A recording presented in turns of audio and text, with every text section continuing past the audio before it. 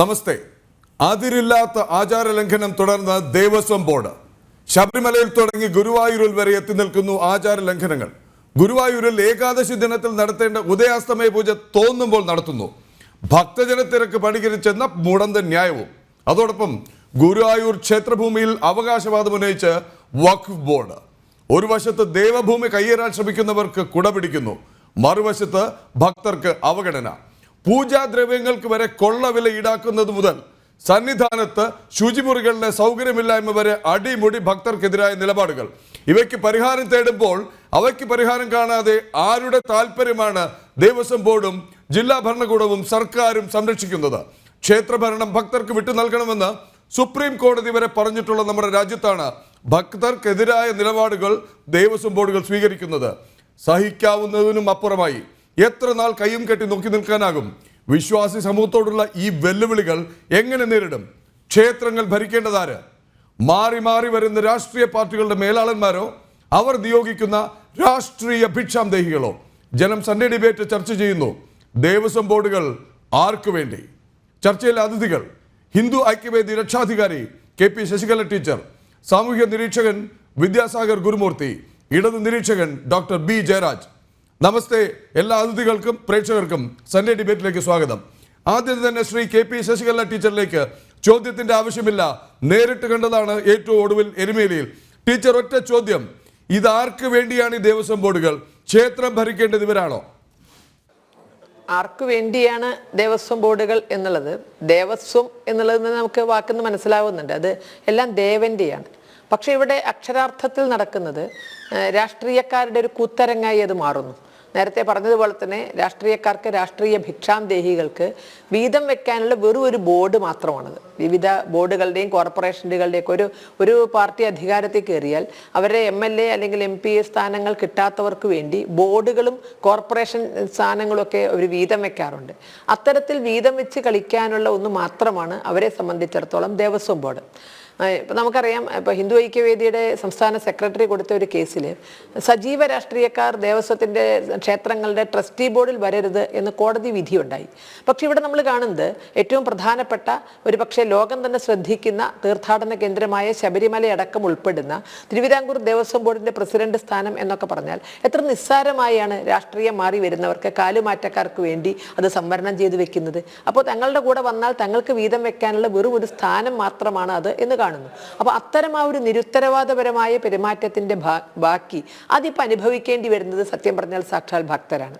അത് ഇടത്താവളങ്ങളിലാവട്ടെ, അത് തീർത്ഥാടന പാതയിലാകട്ടെ, അത് തീർത്ഥാടനത്തിന്റെ അങ്ങേയറ്റം ശബരീശനെ കണ്ട് വണങ്ങി തിരിച്ചു വരുന്നത് വരെയുള്ള എല്ലാ ഘട്ടത്തിലും അയ്യപ്പനെ പരിഗണിക്കാതെ അവൻ കൊണ്ടുവരുന്ന പണത്തെ മാത്രം പരിഗണിച്ചുകൊണ്ട് മുന്നോട്ട് പോകുന്നു. അതാണ് ഇപ്പോൾ സംഭവിച്ചുകൊണ്ടിരിക്കുന്നത്. കാരണം നമുക്കറിയാം, ഒരു മകരവിളക്ക് കഴിഞ്ഞാൽ വേണ്ടത്ര അവസരം കിട്ടുന്നുണ്ട് അടുത്ത ഒരുക്കത്തിന് വേണ്ടിയിട്ട്. പക്ഷെ ഒരിക്കൽ പോലും ആത്മാർത്ഥമായ ഒരു ഒരുക്കവും ഒരു അവലോകനവും അവിടെ നടക്കുന്നില്ല. അപ്പം നമ്മൾ നമ്മുടെ വീട്ടിലൊരു വിവാഹമോ അതുപോലുള്ളൊരു ചടങ്ങോ നടത്തണമെങ്കിൽ എന്തൊക്കെ കാര്യങ്ങളിൽ മുന്നൊരുക്കം നടത്തും? കാരണം അത് നമ്മുടെയാണ്, അത് ഭംഗിയാകണം, അവിടെ വരുന്നവർക്ക് ഒരു ബുദ്ധിമുട്ടും ഉണ്ടാകരുത്, അവരൊരു കുറ്റവും പറയാതെ തിരിച്ചു പോകണം. അത് കാരണം അത് നമ്മുടെയാണ്.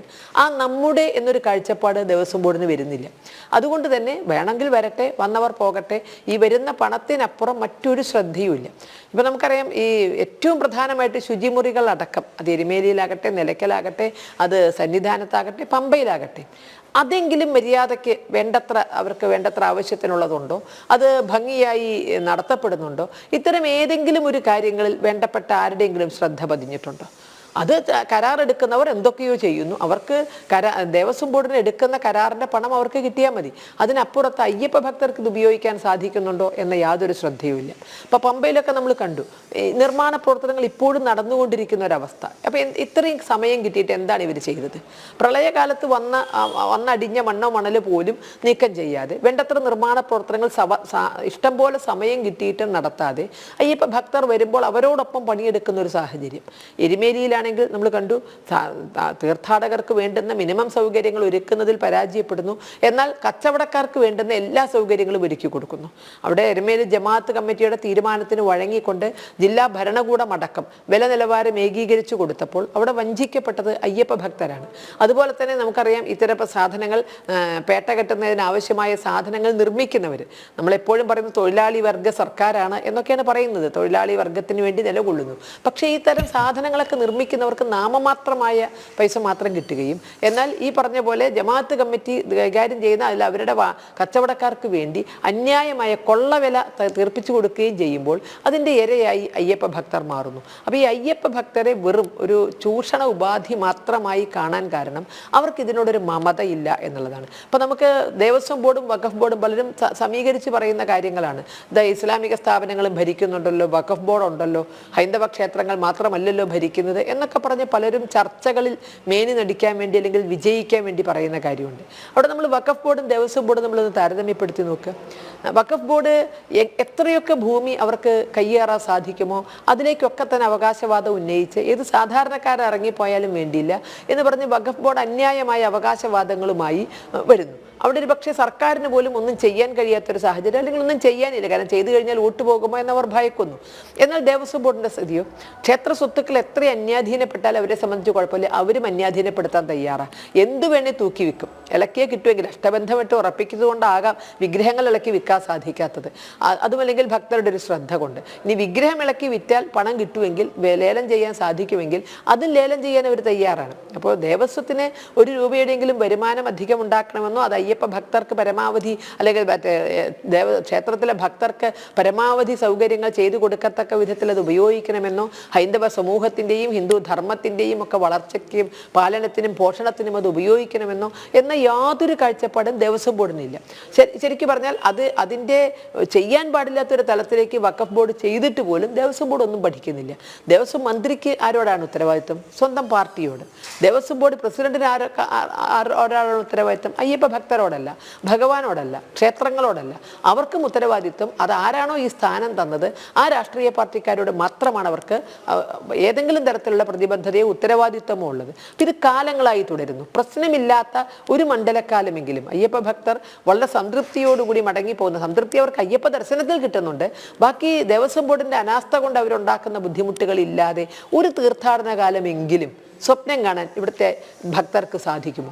അങ്ങനെ സാധിക്കണമെങ്കിൽ ക്ഷേത്രം കൈകാര്യം ചെയ്യേണ്ടത് ക്ഷേത്ര ഭക്തരാണ്, അത് രാഷ്ട്രീയക്കാരല്ല കൈകാര്യം ചെയ്യേണ്ടത്, അത് ക്ഷേത്രം കൈകാര്യം ചെയ്യേണ്ടത്. മടങ്ങിയെത്താം. ശ്രീ ജയരാജ്, പ്രൊഫസർ ജയരാജ് സർ ഇതുവരെ പറഞ്ഞ ആർഗ്യുമെന്റ്സ് അങ്ങ് കേട്ട് കാണും. ഇവിടെ 2-3 കാര്യങ്ങളാണ്. ഒരു ഭാഗത്ത് എരുമേലിയിൽ ഏറ്റവും വ്യക്തമായി നേരിട്ട് നമ്മൾ കണ്ടതാണ് അവിടെ വില ഏകീകരണം. ആർക്ക് വേണ്ടിയിട്ടാണ് വില ഏകീകരണം? ഈ വരുന്ന ഭക്തർക്ക് ന്യായമായ വിലയ്ക്ക് പൂജാദ്രവ്യങ്ങൾ തുടങ്ങി ഭക്ഷണ സാധനങ്ങൾ വരെ വിതരണം ചെയ്യാനുള്ളൊരു സംവിധാനം ഏർപ്പെടുത്താൻ ജില്ലാ ഭരണകൂടം ശ്രമിച്ചു. അങ്ങനെ ഒരു ശക്തമായ ആവശ്യം ഉയർന്നു, അത് സമ്മതിച്ചില്ല. ശക്തമായ സമ്മർദ്ദം, നേരത്തെ ടീച്ചർ പറഞ്ഞതുപോലെ തന്നെ ജമാഅത്തിൻ്റെ നേതൃത്വത്തിലുള്ള വ്യാപാരി വ്യവസായി സമൂഹം. അപ്പോൾ ആരാണ് ഭക്തർ? ആരാണ് അയ്യപ്പ ഭക്തന്മാർ? ആരാണ് അവിടേക്ക് ഈ 41 ദിവസം വ്രതവും നോറ്റ് അവിടെ വരുന്നവർ? ആരാണ്? ഇവരുടെ ഇരകളോ? ഇവർക്ക് ലാഭമുണ്ടാക്കാനുള്ള, കൊള്ള ലാഭമുണ്ടാക്കാനുള്ള ഇരകൾ മാത്രമായാണോ ഭക്തരെ കാണുന്നത്? അങ്ങനെയെങ്കിൽ ഒരു സർക്കാരും ഒരു ജില്ലാ ഭരണകൂടവും വിചാരിച്ചാൽ ന്യായവിലയ്ക്ക് സാധനങ്ങൾ ലഭ്യമാക്കാനാവില്ലേ സർ അവിടെ?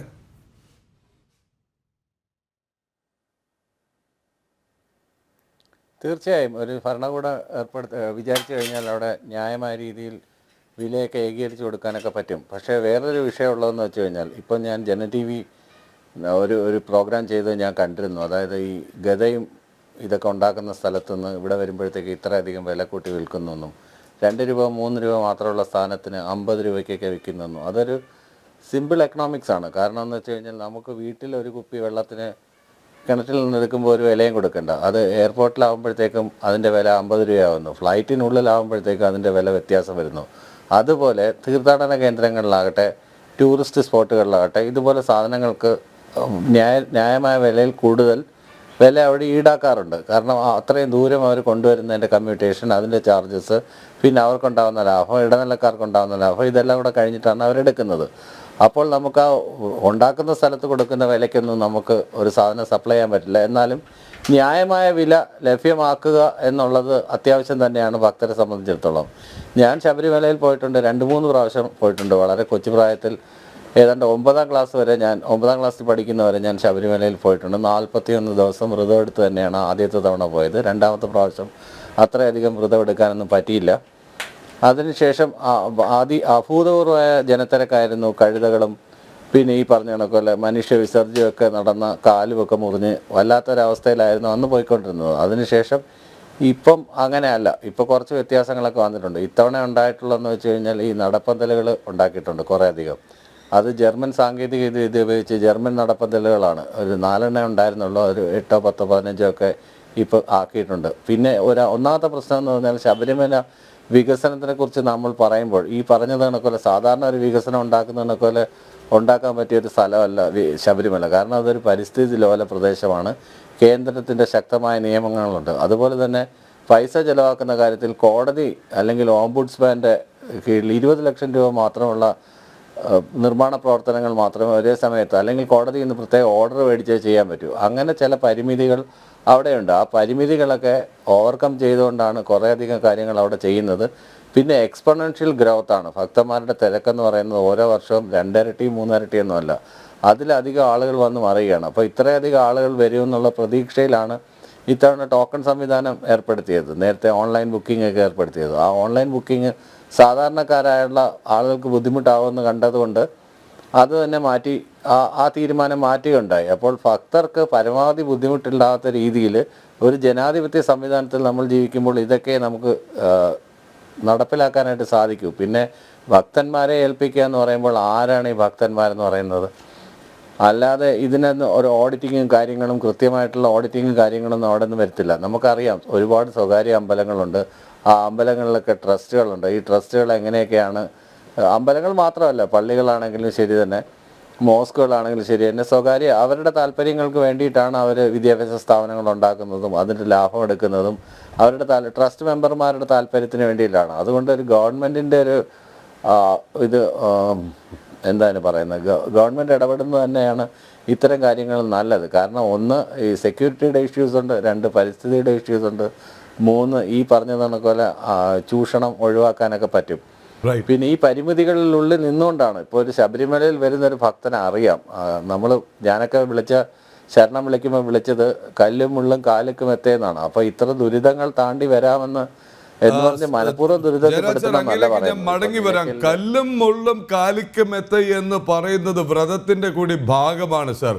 കല്ലും മുള്ളും കാലിക്കും എത്ത എന്ന് ശരണം വിളിക്കുമ്പോൾ അവിടെ വരുന്ന കൊള്ളക്കാർക്ക് കുത്തി മുറിവേൽപ്പിച്ച് ചോര കുടിക്കാമെന്നല്ല ഞാൻ ശരണം വിളിക്കുന്നത്. അങ്ങയിലേക്ക് മടങ്ങി വരാം. സ്വാഗതം ശ്രീ വിദ്യാസാഗർ ഗുരുമൂർത്തി. ആദ്യം ചോദിച്ച ചോദ്യം ഒരിക്കൽ കൂടി ചോദിക്കുന്നു അങ്ങയോട്. ക്ഷേത്രങ്ങൾ ഭരിക്കേണ്ടതാര്? ദേവസ്വം ബോർഡുകൾ ആർക്ക് വേണ്ടി? ആചാര ലംഘനം അവരവരുടെ സൗകര്യത്തിനോ പണമുണ്ടാക്കുന്നതിനോ ഗുരുവായൂർ ഏകാദശി ദിനം നടത്തേണ്ട ഉദയാസ്തമയ പൂജ തോന്നുമ്പോൾ നടത്തുന്നു. അതിനെല്ലാം ഒടുവിൽ വഖഫ് ബോർഡിന്റെ പേരിൽ ക്ഷേത്രഭൂമി കൊള്ളയടിക്കുമ്പോൾ അവിടെ പോയി കേസ് തോറ്റു കൊടുത്തിട്ട് കയ്യും കെട്ടി നോക്കി നിൽക്കുന്നു. കാതലായ ചോദ്യത്തിലേക്ക് വന്നേ പറ്റൂ. ഈ ചോദ്യം ഇനി മുഴങ്ങണം ഇവിടെ മുഴുവൻ. ക്ഷേത്രങ്ങൾ ഭരിക്കേണ്ടതാര്? ശ്രീ വിദ്യാസാഗർ ഗുരുമൂർത്തി. നോക്കൂ, ഇവിടെ നമ്മൾ മുമ്പ് കഴിഞ്ഞ ദിവസവും ജനം TV അനിൽ നെമ്പാരുടെ നേതൃത്വത്തിൽ ഇതേ വിഷയം തന്നെ നമ്മൾ മറ്റൊരു ദിശയിൽ ചർച്ച ചെയ്തിരുന്നു. ഇതില് പ്രധാനമായിട്ടും നമ്മൾ പറയുന്ന ഒരേ ഒരു ആവശ്യം, ഹിന്ദു ക്ഷേത്രങ്ങൾക്ക് ഭരിക്കാൻ ഹിന്ദുക്കൾക്ക് അവകാശം ഉണ്ടോ എന്ന് ചോദിക്കുമ്പോൾ ഉടനെ ചോദിക്കുന്ന ചോദ്യമാണ്, അതിനാരാണ് ഭക്തന്മാർ, ആരാണ് ഹിന്ദുക്കൾ? അതായത് നമുക്കൊരു അസ്തിത്വം ഇല്ലെന്ന് വരുത്തി തീർത്താൽ ഇവർക്ക് ഇത്തരം കാര്യങ്ങൾ ചെയ്യാൻ കുറച്ചുകൂടി എളുപ്പമുണ്ട്. അത് അവർക്ക് നന്നായിട്ട് അറിയാം. ഭിന്നിപ്പിച്ച് ഭരിക്കുക എന്നൊക്കെ പറയും. ഇപ്പൊ ഹിന്ദുവിന് അസ്തിത്വമില്ല, അല്ലെങ്കിൽ ഹിന്ദുക്കൾക്ക് പ്രത്യേകിച്ചൊരു മതമില്ല, അല്ലെങ്കിൽ ഇവിടെ ഭക്തൻ എന്ന് പറഞ്ഞാൽ എന്താ ഡെഫിനിഷൻ എന്നൊക്കെയുള്ള വലിയ വലിയ ചോദ്യങ്ങൾ ഇവർ ചോദിക്കുന്ന പിന്നിലുള്ള താല്പര്യം എന്താണെന്ന് വെച്ചാൽ, ഈ പണ്ട് കാലത്ത് മൺറോ സാഹിബിന്റെ കാലത്തുണ്ടായിരുന്ന ആ ഒരു ദേവസ്വം ബോർഡ് രൂപീകരണം, കളരികൾ നിർത്തലാക്കൽ, ഹിന്ദുക്കളുടെ സമ്പത്ത് കുമിഞ്ഞുകൂടുന്ന ക്ഷേത്രങ്ങളിൽ നിന്ന് ഹിന്ദുക്കൾക്ക് സ്വന്തമായി മെഡിക്കൽ കോളേജുകളോ സർവകലാശാലകളോ ഉണ്ടാവരുത്, എപ്പോഴും അവർ മറ്റ് ചില മതങ്ങളുടെ സ്വാധീനത്തിൽ വർത്തിച്ചു കൊള്ളണം എന്നതിൻ്റെയൊക്കെ ഒരു തിട്ടൂരം വാങ്ങി പ്രവർത്തിക്കുന്ന അഞ്ചാം പത്തികളുണ്ട്. അപ്പൊ അവരെ സംബന്ധിച്ച് ഭക്തൻ എന്ന് പറഞ്ഞ ആരാ? ഹിന്ദു എന്ന് പറഞ്ഞ ആരാ എന്നൊക്കെ ചോദിക്കുന്നതിന് കാരണം ആരും ഇത് ക്ലെയിം ചെയ്യരുത്, ഈ ഒരു ക്ഷേത്രങ്ങളോ ആ സമ്പത്തോ അതുകൊണ്ട് ഹിന്ദു സമൂഹത്തിന് നേരിട്ട് ഗുണം ഉണ്ടാവരുതെന്ന് കരുതുന്നവരാണല്ലോ സ്വാഭാവികമായിട്ട് ആ ചോദ്യം ചോദിക്കും. അപ്പൊ ഇതിനൊരു വിഷമം എന്താന്ന് വെച്ചാല് കല്ലും മുള്ളും കാലുക്കുമെത്തൈ എന്ന് നമ്മൾ പറയാൻ കാരണം ഏത് കഠിനമായ ഒരു അയ്യപ്പ ഭക്തൻ ഒരു അയ്യപ്പന്റെ ഒരു സാഹചര്യം തരണം ചെയ്ത് സ്വാമി ദർശനം സാധ്യമാക്കണം എന്നുള്ളതാണ്. പക്ഷെ അങ്ങനെ പറയുമ്പോ എന്നാ പിന്നെ യുവമാർക്ക് സൗകര്യമൊന്നും വേണ്ട, യുവമാരെ പൈസയൊക്കെ ഞങ്ങൾ പുട്ടടിച്ചിട്ട് നമുക്ക് അവിടെ പിന്നെ കക്കൂസും വേണ്ട, കുളിമുറിയും വേണ്ട, കല്ലും മുള്ളും ഒക്കെ താണ്ടി വന്നോട്ടെ എന്ന് പറയുമ്പോ അടിസ്ഥാന തത്വങ്ങളിൽ കമ്മ്യൂണിസ്റ്റ് പാർട്ടിയുടെ അടിസ്ഥാന തത്വം എന്താ? ലളിതമായ ജീവിതം, ഉയർന്ന ചിന്താഗതി, സാമൂഹ്യ സേവനം, ഇതൊക്കെയല്ലേ അവരുടെ നേതാക്കന്മാര് ഓരോ ആഴ്ചയും കാറ് മാറ്റിയല്ലേ. കിയ വേണ്ട കിയോ മതി, കിയോ വേണ്ട ഇന്നോവ മതി, ഇന്നോവ വേണ്ട ബെൻസാക്കാം. അവരിങ്ങനെയല്ലേ ജീവിക്കുന്നത്, ധൂർത്തിലല്ലേ ജീവിക്കുന്നത്. അപ്പൊ അവനവൻ പാലിക്കാത്ത അവനവൻ ജീവിതത്തിൽ പകർത്താത്ത ത്യാഗം ഹിന്ദു പകർത്തണം എന്ന് പറയുന്ന അർത്ഥത്തിലാണ്. ഇവിടെ ഈ പുതിയ കാലഘട്ടത്തിൽ ആളുകള് ശബരിമലയിൽ കേരളത്തിൽ നിന്ന് മാത്രമല്ല ഇതര സംസ്ഥാനങ്ങളിൽ നിന്നും ഇതര രാജ്യങ്ങളിൽ നിന്ന് പോലും അയ്യപ്പനെ തേടി ആളുകൾ വരുന്നുണ്ട്. ഒരു സീസണിൽ ഏറ്റവും അധികം ഭക്തന്മാർ വന്നു ചേരുന്ന ഒരു ദേവാലയമാണ് അയ്യപ്പന്റേത്. അപ്പൊ അവിടെ വേണ്ടുന്ന സൗകര്യങ്ങൾ ഒരുക്കി കൊടുക്കുക എന്നുള്ളത് നമ്മുടെ മര്യാദയാണ്. കല്ലും മുള്ളും കാലുക്കുമെത്ത എന്ന പ്രമാണത്തിന് മുൻപുണ്ടായ പ്രമാണമാണ് അതിഥി ദേവോ ഭവ എന്നുള്ളത്. അപ്പോ ഗസ്റ്റിനെ സ്വീകരിക്കാനുള്ള മര്യാദ കാണിക്കണം, അവരെ ദേവത്വം സ്വീകരിക്കണം. അപ്പൊ ഒരു അയ്യപ്പ ഭക്തൻ സർക്കാരിന്റെ അതിഥിയാണെന്ന് ചിന്തിക്കാനുള്ള മര്യാദയോ സംസ്കാരമോ സാംസ്കാരിക ഔന്നത്യമോ ഇല്ലാത്തൊരു സർക്കാരല്ലേ. ഇവരെ മാത്രം കുറ്റം പറയണ്ട, ഈ പിണറായി വിജയന്റെ സർക്കാരിന്റെ മാത്രമല്ല കോൺഗ്രസ് സർക്കാരുകളും ഇത് തന്നെ ചെയ്തുകൊണ്ടിരുന്നത്. ആരും വ്യത്യസ്തരല്ലേ കാര്യത്തിൽ. അതിന്റെ ഇടയ്ക്ക് പ്രയാർ ഗോപാലകൃഷ്ണൻ മാത്രമാണ് കുറച്ചൊന്നും നമുക്ക് ഹിന്ദു ധർമ്മത്തിന് അനുകൂലമായിട്ട് സംസാരിച്ചത്. അയാളെ പെട്ടെന്ന് തന്നെ അയാള് കാലഗണന ചുരുക്കി അയാളെ പറഞ്ഞു വിട്ടു. ഞാൻ പറഞ്ഞതിന്റെ അർത്ഥം സൗകര്യങ്ങൾ ചെയ്യാതെ തത്വം പറയുക, ത്യാഗം നിങ്ങൾ സഹിക്കണം, കല്ലും മുള്ളി ചവിട്ടി വന്നാൽ മതി, 16 18 20 മണിക്കൂർ ക്യൂവിൽ നിന്ന് വന്നാൽ മതി. ഇപ്പൊ ഞാൻ ചോദിക്കട്ടെ, എന്താണ് അവിടെ ശബരിമല 18-ാം പടിയുടെ മുമ്പില് ആ രണ്ട് സൈഡിലായിട്ട് എന്തോ ഒരു തെലുങ്ക് പടത്തിന്റെ ഷൂട്ടിങ്ങിന്റെ സെറ്റ് പോലെ എന്ത് ഇട്ട് വെച്ചിരിക്കും? ഇങ്ങനെയുള്ള അപകടകരമായ യാതൊരു മര്യാദയുമില്ലാത്ത നിർബന്ധികളെ എന്തിന്റെ ഇതൊക്കെ തിരക്ക് നിയന്ത്രിക്കാൻ പറ്റാതാവുകയോ ചെയ്യാം സാർ. ഇപ്പൊ ഞാൻ കഴിഞ്ഞ അനിൽ നമ്പ്യാർജിയുടെ ചർച്ചയിൽ പറഞ്ഞു, ഇവരിനി പുതിയ പുതിയ സൗകര്യങ്ങൾ കൊണ്ടുവന്ന് തുടങ്ങും, അതിന് ഇവർക്ക് വേറെ താല്പര്യമുണ്ട്. സ്പിരിച്വൽ ടൂറിസം എന്നൊക്കെ പറയുന്ന ചില ആഭാസങ്ങൾ കാനന ക്ഷേത്രത്തിൽ നടത്താൻ ചില കക്ഷികൾ താല്പര്യപ്പെടുന്നുണ്ട്. അപ്പൊ അതിനു വേണ്ടിയുള്ള തുടക്കമാണ് ഈ റോപ്പ് വേ. ഞാൻ പറഞ്ഞതിന്റെ പിറ്റേന്ന് വന്നു, ഞാൻ പറഞ്ഞത് ഭവിഷ്യവാണിയാണെന്ന് പറഞ്ഞതിന് പിറ്റേന്ന് പത്രത്തിൽ കണ്ടു ശബരിമല റോപ്പ് വേ വരുന്നു. ഇനി കല്ലും മുള്ളൊന്നും വേണ്ട, ആകാശമാർഗ്ഗെ ഹനുമാനൊക്കെ വരുന്ന പോലെ അല്ലെങ്കിൽ ഗന്ധർവന്മാർ വരുന്ന പോലെ ആകാശം കൂടെ വന്ന് അയ്യപ്പന് മുമ്പിൽ ഇറക്കി കൊടുക്കും, അതിന് പ്രത്യേകം കാശ് വാങ്ങുമായിരിക്കും. അപ്പൊ വേണ്ടാത്ത പരിഷ്കാരങ്ങൾ വരുത്തുകയും അടിസ്ഥാന സൗകര്യങ്ങൾ നിഷേധിക്കുകയും ചെയ്യുന്ന വളരെ വൃത്തികെട്ട ഒരു അധമമായ പ്രവൃത്തിയാണ് സർക്കാർ അവിടെ ചെയ്യുന്നത്. ഇത് ചൂണ്ടിക്കാണിക്കുമ്പോൾ ഉടനെ ആരാണ് ഹിന്ദു, എന്താണ് ഡെഫിനിഷൻ, ഭക്തനാര, എന്താണ് ഭക്തി എന്നൊക്കെ ഭക്തി തൊട്ട് തേമ്പിട്ടില്ലാത്ത ഹിന്ദുക്കളുടെ ഒരു വേദം മുതൽ ഒന്നിനെയും ആദരിക്കാത്ത തീർത്തും ഹിന്ദു വിരുദ്ധരായ ആൾക്കാർ ചോദ്യം ചോദിക്കുക. കഷ്ടം തോന്നുകയാണ് ഈ കാര്യം ആലോചിക്കുമ്പോൾ. നമുക്ക് മാത്രമേ ഈ ദുർവിധിയുള്ളൂ. ഒരു മാരാമൺ കൺവെൻഷനോ അല്ലെങ്കിൽ ക്രിസ്ത്യാനികളുടെ ഒരു പരിപാടിക്കോ മുസ്ലിങ്ങളുടെ ഒരു പരിപാടിക്കോ ഒന്നും അവർക്ക് ഒരു തടസ്സവും. ഹജ്ജിന് പോകാൻ വേണ്ടി 30% കിഴിവാണ് ഈ KSRTC ചാർജ്, സൗജന്യമാണ്. കൃപാസനത്തിലേക്ക് സൗജന്യമായിട്ട് വണ്ടി ഓടിക്കുകയാണ് KSRTC. ശബരിമലയിലോ നിലയ്ക്കൽ നിന്ന് ആളുകളെ കുത്തി നിറച്ച് കോൺസെൻട്രേഷൻ ക്യാമ്പ് പോലെ കൊല്ലാനാക്കിയിട്ട് അവിടെ കൊണ്ട് ഇറക്കുന്നു. എന്തൊരു ക്രൂരതയാണ്! ഇങ്ങനെ പണം വാങ്ങിയിട്ട് ആരോട് ചെയ്യാൻ പാടില്ലാത്ത കാര്യമാണ്, ഒരു മനുഷ്യനോടും ചെയ്യാൻ പാടില്ലാത്ത കാര്യമാണ്. അപ്പൊ മനുഷ്യന്മാർക്ക് മനുഷ്യത്വം നിരക്കാത്ത കാര്യം ചെയ്തിട്ട് നമ്മുടെ വെല്ലുവിളിയാണ് എന്താണ് ഭക്തി, എന്താണ് തത്വമസി, ഇതൊക്കെ ഇങ്ങോട്ട് ചോദിക്കുകയാണ്. അതുകൊണ്ട് ഈ തന്ത്രങ്ങളൊക്കെ നിർത്തി നമ്മൾ ശബരിമലയിൽ അയ്യപ്പ ഭക്തന്മാർ കൊടുക്കുന്ന പണം ഉപയോഗിച്ച് വേണ്ടുന്ന സൗകര്യങ്ങൾ റൈറ്റ് ബിഫോർ ടൈം, അതായത് വൃശ്ചിക മാസം തുടങ്ങുന്നതിനൊക്കെ മുമ്പ് ഈ ഓണത്തിന്റെ ആ നട തുറന്ന് കഴിഞ്ഞാൽ ഉടൻ എല്ലാ പദ്ധതിയും അവിടെ കംപ്ലീറ്റ് ചെയ്ത് സെപ്റ്റംബർ അവസാനം ഒക്ടോബർ ആദ്യ വാരത്തിൽ തന്നെ എല്ലാ പരിപാടികളും കഴിച്ച് വിലയിരുത്തൽ യോഗം നടത്തി അവർക്ക് വേണ്ടുന്ന വെള്ളം, ഭക്ഷണം, അതുപോലെ ക്യൂ നിയന്ത്രിക്കാനുള്ള സംവിധാനം എല്ലാം ചെയ്യേണ്ടതാണ്. അതൊന്നും ചെയ്യുന്നില്ല. പണമില്ലാത്ത അമ്പലമല്ല, ഏറ്റവും അധികം പണം കുമിഞ്ഞു കൊടുക്കുന്ന അമ്പലങ്ങളിൽ ഒന്നാണ്. എന്നിട്ട് പോലും ഗതി ഇതാണ്. അതിന് കാരണം സംഘടിത സ്വഭാവമുള്ള ഒരു ഹിന്ദു നേതൃത്വം ഇല്ലാത്തതാണ്. സംഘടിത സ്വഭാവമുള്ള ഹിന്ദു നേതൃത്വം ഉണ്ടെങ്കിൽ ഇപ്പൊ കത്തോലിക്ക സഭയുടെ ബിഷപ്പിനെ പോലെ അവർക്ക് സംഘടിത സ്വഭാവമുള്ള ഒരാൾ ഇവിടെ ഉണ്ടെങ്കിൽ ഇതൊന്നും നടക്കില്ല. ഇതൊക്കെ നടക്കുന്നത് നമ്മൾ ഇതുവരെ സംഘടിതരല്ല എന്നതിന്റെ പ്രത്യക്ഷ നിദർശനമാണ്, പ്രത്യക്ഷമായ ഉദാഹരണമാണ്. അപ്പൊ ഇതിന് മാറ്റം വരുത്താതെ കടന്നിട്ട് ഇങ്ങോട്ട് ചോദ്യങ്ങൾ ചോദിക്കുകയാണ്. അതായത് ഞാൻ ചോദിക്കട്ടെ, ഈ ശബരിമലയിൽ അയ്യപ്പന്മാർക്ക് ഉള്ള മുറികൾ അല്ലെങ്കിൽ അവിടെ കൊടുക്കുന്ന സത്രം, അതിന്റെയൊക്കെ വൃത്തി പരിശോധിക്കുക, അതിന്റെയൊക്കെ കാര്യമായിട്ടുള്ള കാര്യക്ഷമത, പൈപ്പുകൾ പ്രവർത്തിക്കുന്നുണ്ടോ, ബക്കറ്റ് ഉണ്ടോ, വെള്ളമുണ്ടോ, ഈ ക്യൂവിൽ നിൽക്കുമ്പോൾ അവർക്ക് വെള്ളം എത്തിക്കാനുള്ള സൗകര്യമുണ്ടോ? സർക്കാർ ചെയ്യുന്നത് സന്നദ്ധ സംഘടനകളെ ഒന്നും ആ ഭാഗത്തെ അടുപ്പിക്കാത്ത രീതിയിൽ ഒക്കെ ഞങ്ങൾ ചെയ്തോളാം എന്ന് പറയുകയാണ്. അതൊരു വലിയ തെറ്റല്ലേ? നിങ്ങൾ ചെയ്യേണ്ടത് ഈ സന്നദ്ധ സംഘടനകൾ കൊടുക്കുന്ന ആഹാരത്തിന്റെ ക്വാളിറ്റി ഉറപ്പുവരുത്താം, സന്നദ്ധ സംഘടനകൾ കൊടുക്കുന്ന വെള്ളത്തിന്റെ ശുചിത്വം ഉറപ്പുവരുത്താം. പിന്നെ അതുപോലെ അമൃത ഹോസ്പിറ്റലിനൊക്കെ അവിടെ പിന്നെ ചെറിയ ഹോസ്പിറ്റൽ ഉണ്ട്. ശബരിമല സീസണിൽ അവർ നല്ല സേവനമാണ് ചെയ്യുന്നത്. സേവാഭാരതി സേവനം ചെയ്യുന്നുണ്ട്. അതുപോലെ മറ്റ് പല ഹൈന്ദവ സംഘടന, അയ്യപ്പ സേവാ സമാജവും ഒക്കെ ചെയ്യുന്നുണ്ട്. അവരെയൊക്കെ കുറച്ചുകൂടെ സ്വതന്ത്രമാക്കി വിടുക, അവർക്കൊക്കെ കുറച്ചുകൂടി റൈറ്റ്സ് കൊടുക്കുക. എന്നാൽ കുറെ കൂടെ കാര്യങ്ങൾ ഭംഗിയാവും. അല്ലാതെ ഞങ്ങളൊരു മാത്രം ചെയ്താൽ മതി, പിടിവാദം വെച്ച് കടന്നാല് അവസാനം ഇവിടെ ലക്ഷക്കണക്കിന് ആളുകൾ ഒരേ സമയം വരുന്ന സ്ഥലമാണെന്ന് ഓർക്കണം. എന്തും സംഭവിക്കാം. സംസ്ഥാനത്തിന് തീരാ കളങ്കമായി തീരും. ഞാൻ ഭരിക്കുന്ന സംസ്ഥാനത്തെ പറ്റി ഒരാളും മോശം പറയരുത് എന്ന നിശ്ചയദാർഢ്യമുള്ള ഒരു മുഖ്യമന്ത്രി ഉണ്ടായിരുന്നുവെങ്കിൽ ഇങ്ങനെയൊന്നും നടക്കില്ല എന്നാണ് എനിക്ക് അങ്ങനെയൊക്കെ മടങ്ങിയെത്താം. അങ്ങ് പറഞ്ഞു വന്ന ഒരു പോയിന്റിലേക്ക് വരണം. ഒരുപക്ഷെ അത് പ്രത്യേകം പോലും ചർച്ച ചെയ്യണം. സൗകര്യമൊരുക്കില്ല, കുത്തിനിറച്ച് ആളെ കൊണ്ടുപോകും, കൊള്ള ചാർജ് ഈടാക്കും, സൗജന്യമായി വാഹനങ്ങൾ വിട്ടു നൽകാം, സൗജന്യമായി വൃത്തിയുള്ള ഭക്ഷണം വിതരണം ചെയ്യാം. സമ്മതിക്കില്ല. കാര്യം അവരുടെ നെറ്റിയിലെ കുങ്കുമം, അടിഞ്ഞിരിക്കുന്ന വസ്ത്രം, അവരുടെ വിശ്വാസം, ഇതൊക്കെ നമുക്ക് യോജിക്കുന്നില്ല. അതവിടെ നിൽക്കട്ടെ, അതിലേക്ക് മാറിപ്പോകുന്നില്ല. ശശികല ടീച്ചർ, മറ്റൊരു വിഷയത്തിൽ കൂടി ഒന്ന് നേരിട്ട് വന്നാൽ, ഈ ഉദയാസ്തമയ പൂജ ഗുരുവായൂർ ഏകാദശി ദിനത്തിൽ നടത്തണമെന്ന് എന്താണ് ഇത്ര വാശി എന്നുള്ള മട്ടിലാണ് ഇപ്പോൾ ഗുരുവായൂർ ദേവസ്വം ബോർഡ്. നിങ്ങൾ ഗുരുവായൂർ ദേവസ്വം ബോർഡ് ഒരു കാര്യത്തിനാണ് മറുപടി പറയേണ്ടത്. നിങ്ങൾ രാഷ്ട്രീയ നേതൃത്വത്തോട് മറുപടി പറയണ്ട, നിങ്ങൾ ജനൻ ടിവിയോട് മറുപടി പറയണ്ട, അവിടെ വന്ന റിപ്പോർട്ടറോട് നിങ്ങൾ മറുപടി പറയണ്ട, ടീച്ചറോടും ഗുരുമൂർത്തിയോടും ഈ ഇരിക്കുന്ന ജയരാജ് സാറിനോടും മറുപടി പറയണ്ട. നിങ്ങൾ അവിടെ കയറിയിറങ്ങുന്ന 10,000-കണക്കിന് വിശ്വാസികളോട് എന്ത് മറുപടി പറയും? ഗുരുവായൂർ ദിനത്തിൽ ഏകാദശി തൊഴാൻ വന്ന് അവിടെ ഉദയാസ്തമയ പൂജ നടക്കുമ്പോൾ ഇടയ്ക്കിടയ്ക്ക് അടച്ചിടും. അതുകൊണ്ട് അവിടേക്ക് ഭക്തജന പ്രവാഹം ഉണ്ടാകില്ല. തമിഴ്നാട്ടിൽ നിന്നും കർണാടകയിൽ നിന്നും ആന്ധ്രയിൽ നിന്നും വരുന്ന അയ്യപ്പ ഭക്തന്മാർ അവിടെ കയറി ആയിരക്കണക്കിന് രൂപ അവിടെ നിക്ഷേപിക്കില്ല. ഇതാണോ നിങ്ങളുടെ ആശങ്ക?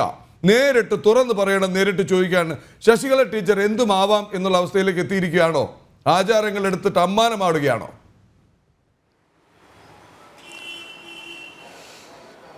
തീർച്ചയായും ഇപ്പോൾ ഗുരുവായൂർ ഏകാദശി ദിനത്തിൽ നടത്തേണ്ടുന്ന ഉദയാസ്തമന പൂജ അത് തുലാമാസ ഏകാദശിക്ക് കൊണ്ടുപോയി നടത്തിയത് ഇവിടുത്തെ തന്ത്രിയുടെ പോലും തീരുമാനത്തിനെതിരാണ്.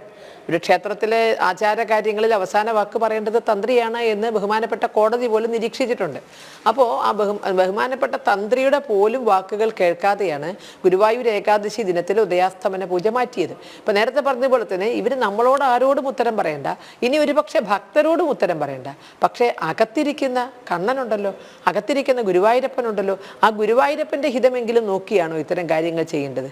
ഇത്ര ആചാരങ്ങൾക്ക് ഇത്രയും മഹിമയുള്ളൊരു ക്ഷേത്രം അത് ഭാരതത്തിലുണ്ടോ എന്ന് സംശയമാണ്. ഗുരുവായൂരിൻ്റെ ഏറ്റവും വലിയ പ്രത്യേകത, വിഷ്ണു ക്ഷേത്രങ്ങൾ ഒരുപാടുണ്ട് നമുക്കറിയാം, പക്ഷെ ഗുരുവായൂരപ്പനെ ഇത്രയും ആളുകൾ ഭയഭക്തിയോടുകൂടി എന്ത് തിരക്കാണെങ്കിലും ഓടി വരുന്നത് ഗുരുവായൂർ ആചാര നിഷ്ഠകൾ അത്രമാത്രം കർശനമാണ്. അത് മാറ്റങ്ങളില്ലാതെ തുടരുന്നു എന്നതാണ് ആ ക്ഷേത്രത്തിൻ്റെ ഏറ്റവും വലിയ പ്രത്യേകത. അപ്പോൾ ആ പ്രത്യേകത പോലുമാണ് ഇപ്പോൾ അതിനെ നോക്കി നടത്തേണ്ടവർ ലംഘിച്ചിരിക്കുന്നത്. തന്ത്രി കുടുംബം പറഞ്ഞു, അത് അവർ കോടതിയിൽ വരെ ആ ഒരു ഒന്ന് ആലോചിച്ച് നോക്കൂ. തന്ത്രിമാരെ ഇപ്പോൾ ഇത് ദേവസ്വം ബോർഡ്, തിരുവിതാംകൂർ ദേവസ്വം ബോർഡ് ആകട്ടെ, ഗുരുവായൂർ ദേവസ്വം ബോർഡ് തന്ത്രിമാരെ കോടതിയിലേക്ക് അയച്ചുകൊണ്ടിരിക്കുക.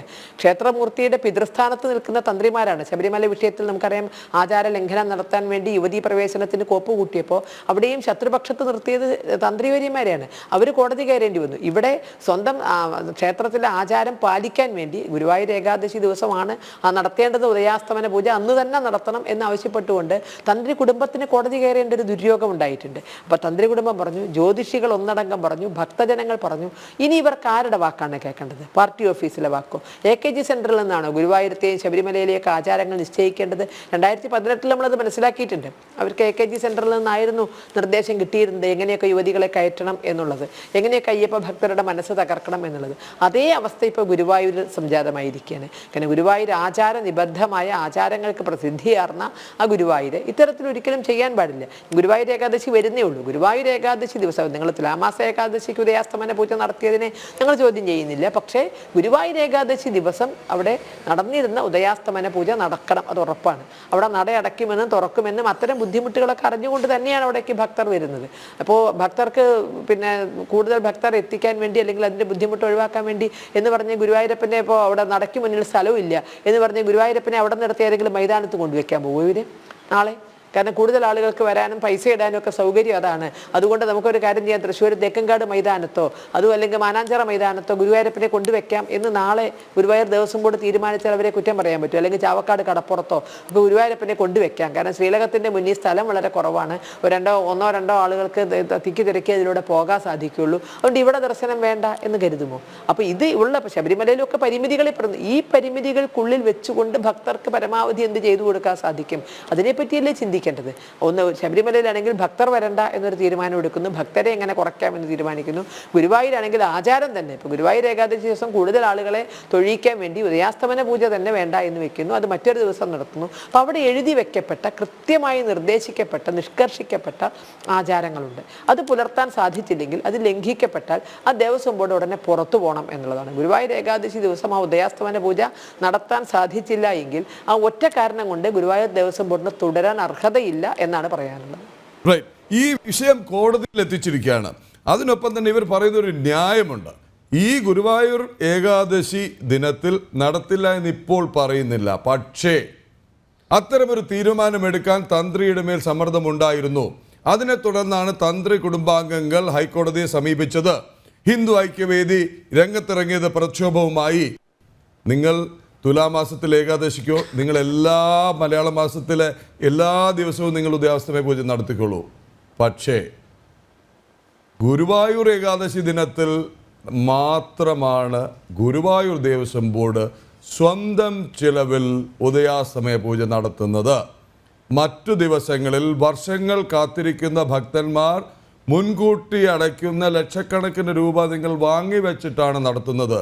വഴിപാടല്ലാതെ തുലാമാസത്തിലെ ഉദയാസ്തമയ പൂജ നടത്തിയെങ്കിൽ അത് നടത്തി കഴിഞ്ഞുവെന്ന് ഹൈക്കോടതിയെ അറിയിച്ച് ഭക്തരെയും കോടതിയെയും വിശ്വാസ സമൂഹത്തെയും വഞ്ചിക്കാനുള്ള മുന്നോടിയാണ്. അതിനുള്ള ആദ്യപടിയാണെന്നുണ്ടെങ്കിൽ അതിനുള്ള ഉത്തരമാണ് ശശികല ടീച്ചർ പറഞ്ഞത്. ശ്രീ ജയരാജ് സർ, രണ്ട് കാര്യങ്ങൾ. ഒന്ന്, എന്തിനാണ് നാം ക്ഷേത്രത്തിൽ പോകുന്നത്? അവിടെ ഭരിക്കാൻ എന്ന് പറഞ്ഞ് കയറിയിരിക്കുന്നവരുടെ തോന്നിവാസം കണ്ട് അതനുസരിച്ച് ആ താളത്തിന് തുള്ളാലാണോ? രണ്ട്, അങ്ങും ശബരിമലയിലടക്കം ക്ഷേത്രങ്ങളിൽ പോയിരുന്നു എന്ന് പറയുന്നു. ഞങ്ങളുടെ വിശ്വാസികളുടെ വിശ്വാസത്തെ മാനിക്കൂ സർ, ഞങ്ങളുടെ വികാരത്തെ മാനിക്കൂ സർ. അവിടെ നിങ്ങൾ എന്തിന് അതിൽ കയറി ഒരു കുളം കലക്കൽ നടത്തുന്നു? ഉദ്ദേശം എന്താണ്? രണ്ട്, ഈ ചോദ്യം ഉന്നയിച്ചതിന് പിന്നിൽ കാര്യമുണ്ട്. ഏറ്റവും ഒടുവിൽ ഒരാളുടെയും പേര് പറയാതെ ഞാൻ പറയുന്നു, പല പ്രമുഖ ദേവസ്വം ബോർഡുകളുടെയും തലപ്പത്ത് കൊണ്ടുവച്ചിരിക്കുന്നത് ആരെയാണ്? ഒന്നുകിൽ സ്വന്തം ഭരിക്കുന്ന പാർട്ടിയിൽ തെരഞ്ഞെടുപ്പിൽ നിന്ന് പരാജയപ്പെട്ടയാൾ, അതല്ലെങ്കിൽ പാലം വലിച്ച് പരാജയപ്പെടുത്തിയയാൾ, ഇത് അവിടെ മാത്രമല്ല പലയിടത്തും കൊണ്ടിരുത്തിയിരിക്കുന്നവർ, അതല്ലെങ്കിൽ അക്കരെ പച്ച കണ്ട് മറ്റൊരു പാർട്ടിയിൽ നിന്ന് ഇക്കരെ ചാടി വന്നയാൾക്ക് ഇരിക്കാൻ ഒരു ഇരിപ്പിടം. അതാണോ സാർ ദേവസ്വം ബോർഡുകൾ? അതാണോ സാർ, അങ്ങനെയുള്ളവരാണോ സാർ ഇതിൻ്റെ തലപ്പത്തിരിക്കേണ്ടത്? അതോ വിശ്വാസികളെ അറിയുന്ന, വിശ്വാസങ്ങൾ അറിയുന്ന, ദൈവത്തെ അറിയുന്ന, ദൈവഹിതം അറിയുന്നവരാണോ ഇരിക്കേണ്ടത്? ജയരാജൻ.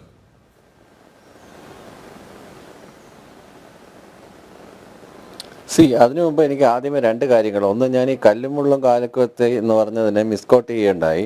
3 പേരും അതിനെ മിസ്കോട്ട് ചെയ്യണ്ടായി. ഞാനതിനെ സതുദ്ദേശത്തിൽ തന്നെയാണ് പറഞ്ഞത്. പിന്നെ 2-3 കാര്യങ്ങളുണ്ട്. ഒന്നെന്ന് പറയുന്നത്, നമ്മൾ ഈ റോപ്പ് വേ ഏർപ്പെടുത്തുന്നതിൻ്റെ കാര്യം, ശബരിമലയിൽ റോപ്പ് വേ അത് സ്പിരിച്വൽ ടൂറിസത്തിൻ്റെ ഭാഗമായിട്ടൊന്നുമല്ല. നമുക്ക് പളനിയിലാവാം, നമുക്ക് തിരുപ്പതിയിലാകാം. അതുകൊണ്ട് എന്തുകൊണ്ട് നമുക്ക് ശബരിമലയിലായിക്കൂടാ? കാര്യം ഈ നമ്മളിപ്പം വളരെ രൂഢമൂലമായ വിശ്വാസങ്ങൾ നിൽക്കുന്ന പല തീർത്ഥാടന സ്ഥലങ്ങളിലും, ഉദാഹരണത്തിന് ഒരു 25 വർഷത്തിന് മുമ്പുള്ള തീർത്ഥാടന സൗകര്യങ്ങളല്ലല്ലോ മെക്ക മദീനയിൽ ഇപ്പോൾ ഉള്ളത്. അതുപോലെ അല്ലല്ലോ വാറ്റിക്കാൻ സിറ്റിയിലുള്ളത്, അതുപോലെ അല്ലല്ലോ ജെറുസലേമിലുള്ളത്. അവിടെയാണെങ്കിൽ 3 മത വിശ്വാസികളാണ്, ജൂതന്മാർ, ക്രിസ്ത്യാനികൾ, മുസ്ലിങ്ങൾ. ഇവർ 3 പേരും അവരുടെ പുണ്യഭൂമിയായിട്ട് കാണുന്ന സ്ഥലമാണ്. അവിടെ പോലും വിശ്വാസികളുടെ സൗകര്യത്തിന് വേണ്ടി ഒരുപാട് കാര്യങ്ങൾ മാറ്റിമറിച്ചിട്ടുണ്ട്, ഒരുപാട് കാര്യങ്ങൾ ചെയ്തിട്ടുണ്ട്. അതുകൊണ്ട് നമുക്ക് അത്തരം കാര്യങ്ങളിൽ പുരോഗമനപരമായിട്ട് ചിന്തിക്കുന്നതുകൊണ്ട് കുഴപ്പമൊന്നുമില്ലെന്നാണ്. പിന്നെ കൃപാസനത്തിലേക്ക് സൗജന്യമായി KSRTC ബസ് വിടുന്നതെന്നൊക്കെ ഞാൻ ആദ്യമായിട്ട് കേൾക്കുകയാണ്. ഒരു പുതിയ അറിവാണ്. അത് ഇന്ന് ക്ലാരിഫൈ ചെയ്താൽ കൊള്ളായിരുന്നു അതിനെക്കുറിച്ച്. അത് കളവാണെന്നാണ് എൻ്റെ വിശ്വാസം. അങ്ങനെ ഒരിക്കലും ഒരു തീർത്ഥാടന കേന്ദ്രത്തിലേക്കും ആരും സൗജന്യമായി, പ്രത്യേകിച്ച് KSRTC, നഷ്ടത്തിലോടുന്ന KSRTC സൗജന്യ യാത്ര അനുവദിക്കുമെന്നൊക്കെ പറയുന്നത് അതിശയോക്തിയായി പോയി എന്നാണ് എനിക്ക് പറയാനുള്ളത്. പിന്നെ ഗുരുവായൂരപ്പനെ മൈതാനത്തിൽ കൊണ്ടുവയ്ക്കാമെന്ന് പറഞ്ഞതിന് മറുപടിയായിട്ട് എനിക്ക് പറയാനുള്ളത്, ഗുരുവായൂരപ്പനെ അങ്ങനെ മാറ്റി വെച്ചിട്ടുണ്ട്. ചരിത്രം നമ്മൾ പരിശോധിക്കുകയാണെങ്കിൽ അമ്പലപ്പുഴയെ കൊണ്ടുവച്ചിട്ടുണ്ട്. ആക്രമണത്തിനെ ഭയന്ന് ഗുരുവായൂർ അമ്പലത്തിൽ നിന്നെടുത്ത് അമ്പലപ്പുഴയെ കൊണ്ടുവച്ചിട്ടുണ്ട് ഗുരുവായൂരപ്പനെ. അപ്പോൾ അതൊന്നും പുത്തരിയൊന്നുമല്ല. ഇപ്പോൾ അവിടെ വെച്ച് അങ്ങനെ മാറ്റി വെക്കണമെന്നല്ല ഞാൻ പറഞ്ഞത്. അങ്ങനെ ഗുരുവായൂരപ്പൻ അവിടെ തന്നെ മാത്രമാണ് ഇരുന്നിട്ടുള്ളത് എന്നുള്ള വാദത്തിനെ ഖണ്ഡിക്കാൻ വേണ്ടി ഞാനത് പറഞ്ഞതേ ഉള്ളൂ. ശശികല ടീച്ചറോട് വിനയത്തോടു കൂടി ഞാൻ പറഞ്ഞതേ ഉള്ളൂ. അമ്പലപ്പുഴയിൽ കുറേ നാളുണ്ടായിരുന്നു. എപ്പോഴാണ് ആക്രമണങ്ങൾ ഉണ്ടായ സമയങ്ങളിൽ, അത് ചരിത്രരേഖയാണ് ശശികല ടീച്ചർ. അപ്പോൾ അതുപോലെ തന്നെ ഈ ഗുരുവായൂർ ഏകാദശി, ഈ തന്ത്രി കുടുംബം എന്നൊക്കെ പറയുന്നത്, ഇതിനകത്ത് നമ്മൾ ഏറ്റവും കൂടുതൽ എതിർക്കുന്ന ഒരു സംഭവം എന്ന് പറഞ്ഞാൽ ഈ തന്ത്രി കുടുംബം എന്നൊക്കെ പറയുന്നത് ജന്മന കിട്ടുന്ന ഒരു സാധനമാണല്ലോ. ചാതുർവർണ്ണ വ്യവസ്ഥിതിയിൽ അടിസ്ഥാനപ്പെടുകയുള്ള ഒരു ബ്രാഹ്മണിക്കൽ ഹെജിമണിയുടെ ഒരു ഭാഗമായിട്ടാണ് വിശ്വാസ ദർശനങ്ങളെ കാണുന്നതെങ്കിൽ അത്തരം വിശ്വാസങ്ങൾക്ക് ഞാൻ എതിരാണ്. അതുകൊണ്ടാണ് ഞാൻ ആദ്യമേ ചോദിച്ചത് ആരാണ് വിശ്വാസി, ആരാണ് ഭക്തി എന്ന് ഫിലോസഫിക്കലായിട്ടുള്ള ക്വസ്റ്റ്യനിൽ ചോദിച്ചാൽ തികച്ച വളരെ ജെന്യൂൻ ആയിട്ടുള്ള ഒരു ക്വസ്റ്റ്യനാണ് ഞാനത് ചോദിച്ചത്. അതല്ലാതെ ആരെയും എനിക്ക് എവിടെന്നെങ്കിലും എസ്കേപ്പ് ചെയ്യാൻ വേണ്ടിയിട്ടൊന്നുമല്ല. ഈ പറഞ്ഞതുപോലെ തന്നെ എനിക്ക് ഒരുപാട് അനുഭവങ്ങൾ ഉണ്ടായിട്ടുണ്ട്. ഒരിക്കലും ഞാൻ കൊല്ലത്തു നിന്നാണ് വരുന്നത്. അവിടെ ഒരു മണലിൽ ശിവക്ഷേത്രമുണ്ട്. അതിൻ്റെ തൊട്ട് മുന്നിലൊരു സാംസ്കാരിക സംഘടന ഉണ്ടായിരുന്നു. ആ സംഘടനയിൽ പരിപാടിയുടെ ഗാനമേളയുടെ ഭാഗമായിട്ട് രാത്രിയിൽ മൈക്ക് സിസ്റ്റം കൊണ്ടുവന്ന് ടെസ്റ്റ് ചെയ്തപ്പോൾ എല്ലാ സ്പീക്കറും വെച്ചിട്ട് ഞങ്ങളൊന്ന് ചെക്ക് ചെയ്ത് നോക്കി, ഒരു പാട്ടിട്ട് ചെക്ക് ചെയ്ത് നോക്കിയപ്പോഴത്തേക്കും കുറേ അധികം സ്ത്രീകൾ, രാത്രി 2 മണി ആയതേ ഉള്ളൂ, വയസ്സായ സ്ത്രീകൾ, വൃദ്ധരായ സ്ത്രീകൾ, അവർ വന്ന് അമ്പലത്തിന് മുമ്പിൽ നിൽക്കുന്നു. അമ്പലം തുറന്നോ എന്ന് എന്നോട് ചോദിച്ചു. ഞാനാണ് മൈക്ക് സെറ്റ് ഓൺ ചെയ്തത്. അപ്പോൾ എൻ്റെ കണ്ണ് നിറഞ്ഞു പോയി. ശരിക്കും അവർ അമ്പലത്തിലെ പാട്ട് കേട്ട്, അമ്പലം തുറക്കുന്നത് കേട്ട് ഇങ്ങനെ ശ്രദ്ധിച്ച് ഇങ്ങനെ നിൽക്കുകയായിരുന്നു. അവർക്ക് വെളുപ്പാങ്കാലമായി അമ്പലത്തിൽ പാട്ട് വെച്ചതാണെന്ന് കരുതി ഈ പാവങ്ങൾ ഇറങ്ങി വന്നതാണ്. അന്ന് എനിക്ക് മനസ്സിലായി എത്രമാത്രം വിശ്വാസികളുള്ളൊരു സ്ഥലമാണ് കേരളമെന്ന്. അതുകൊണ്ട് അത്തരം അനുഭവങ്ങളൊക്കെ എനിക്കും ഉണ്ടായിട്ടുണ്ട്. പണ്ട് സോവിയറ്റ് യൂണിയനിൽ ആകപ്പാടെ പള്ളികളെല്ലാം പൊളിച്ചു കളഞ്ഞപ്പോൾ അവിടുത്തെ ഭരണാധികാരികളുടെ ഏറ്റവും പ്രധാനപ്പെട്ട ചോദ്യം ഇവിടുത്തെ ഭക്തരായ ആളുകൾ എവിടെ പോയി പ്രാർത്ഥിക്കും എന്നുള്ളതാണ്. ഒരു അമ്പലം കൂടി പൊളിച്ചു കളഞ്ഞാൽ അത്രയും അന്ധവിശ്വാസം കുറഞ്ഞു എന്ന് പറഞ്ഞത് സി കേശവനാണെങ്കിലും അതിനൊരു മറുവശം കൂടെ ഉണ്ടെന്ന് കരുതുന്ന ഒരാളാണ് ഞാൻ. അതുകൊണ്ട് ഞാൻ ഒരിക്കലും വിശ്വാസികൾക്കെതിരല്ല, എൻ്റെ അഭിപ്രായങ്ങൾ വിശ്വാസികൾക്കെതിരല്ല. പക്ഷേ ഇത്തരം വിശ്വാസങ്ങൾ അന്ധവിശ്വാസങ്ങളാകുമ്പോൾ, ആചാരങ്ങൾ അനാചാരങ്ങളാകുമ്പോൾ ചോദ്യം ചെയ്യപ്പെടേണ്ട തന്നെ വേണ്ടി വരും. തീർച്ചയായിട്ടും അങ്ങയുടെ വാദങ്ങൾക്ക് മറുപടി ഉടൻ ഉണ്ടാകും. ഒരു ചെറിയ ഇടവേളയ്ക്ക് ശേഷം ശ്രീ വിദ്യാസാഗർ ഗുരുമൂർത്തിയിലേക്ക് പോകാം. അനാചാരം, അന്ധവിശ്വാസം, ബ്രാഹ്മണിക്കൽ ഹെഗമണി തുടങ്ങിയ എല്ലാ വാദങ്ങൾക്കും ഉള്ള മറുപടി ഉണ്ടാകും. ശ്രീ വിദ്യാസാഗർ ഗുരുമൂർത്തി, ഞാൻ ഒരുപാട് ചോദ്യം ചോദിക്കുന്നില്ല, അങ്ങ് കേട്ടല്ലോ ആ ആർഗ്യുമെന്റ്സിനുള്ള മറുപടി. അനാചാരം, അന്ധവിശ്വാസം, ബ്രാഹ്മണിക്കൽ ഹെഗമണി. അദ്ദേഹം പറഞ്ഞതിൽ എനിക്ക് വിരോധമൊന്നുമില്ല. അദ്ദേഹം വളരെ മാന്യമായിട്ടാണ് അദ്ദേഹത്തിന്റെ വാദഗതികൾ അവതരിപ്പിക്കുന്നത്. ഞാൻ അദ്ദേഹത്തെ എതിർത്തതല്ല നേരത്തെ. ഞാൻ പറഞ്ഞത്, അദ്ദേഹം പറയുന്നത് എന്താണ് തന്ത്രി, ആരാണ് തന്ത്രി എന്നൊക്കെയാണ്. ചേട്ടാ, നിങ്ങൾ സമയം കിട്ടുമ്പോൾ ബിഷപ്പ് ഹൗസിൽ, നിങ്ങൾ ഏത് നാട്ടിലാണെങ്കിലും അവിടെയൊക്കെ ബിഷപ്പ് ഹൗസ് ഉണ്ടാവില്ല, അവിടെ ഒന്ന് പോയി നോക്കണം. ഒരു രാജാവിനുള്ള സൗകര്യങ്ങളോടുകൂടി താമസിക്കുകയാണ് ബിഷപ്പ്.